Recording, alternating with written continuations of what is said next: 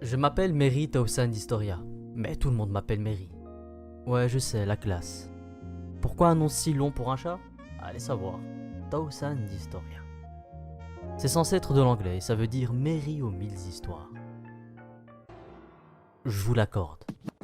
Mon maître n'est pas une lumière en ce qui concerne la langue de Shakespeare, mais j'aime bien. Ça ajoute une touche noble à ma race féline. À l'heure où tout le monde pète les plombs, devient anxieux, moi, je continue sur ma douce routine, loin de l'Odyssée. Je ne suis pas le seul, il y a d'autres chats, puis les chiens aussi. Et parmi vous, il y a les geeks, les no-life, les gamers et les casaniers.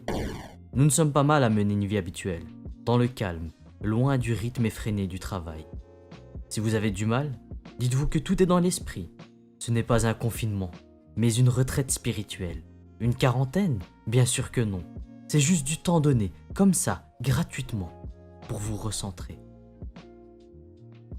Ouais, plus facile à dire qu'à faire. En vrai, je n'ai pas de message à vous faire passer, ni un tutoriel à vous conseiller. Chacun se débrouille comme il peut, avec ce qu'il a.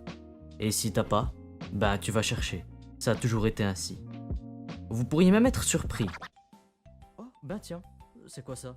Ah, là on est bien.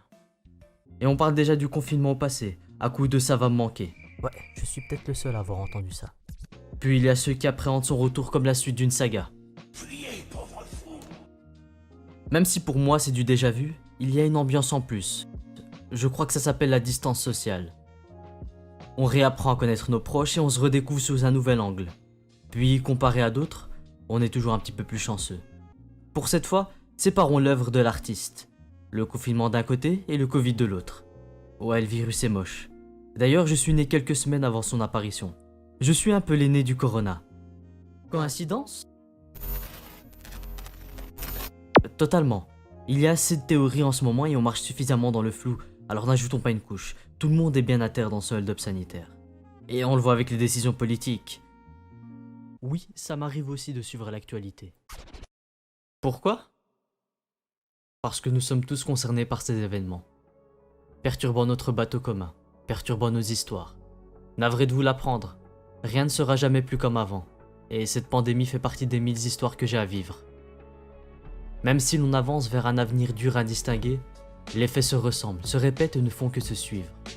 J'ignore si le futur peut être changé, mais le passé peut être réécrit par une autre perspective. Alors voyons en elle le miroir de nos peurs, révélant une réalité enfuie, la crainte de l'inconnu qui hantait déjà nos cœurs.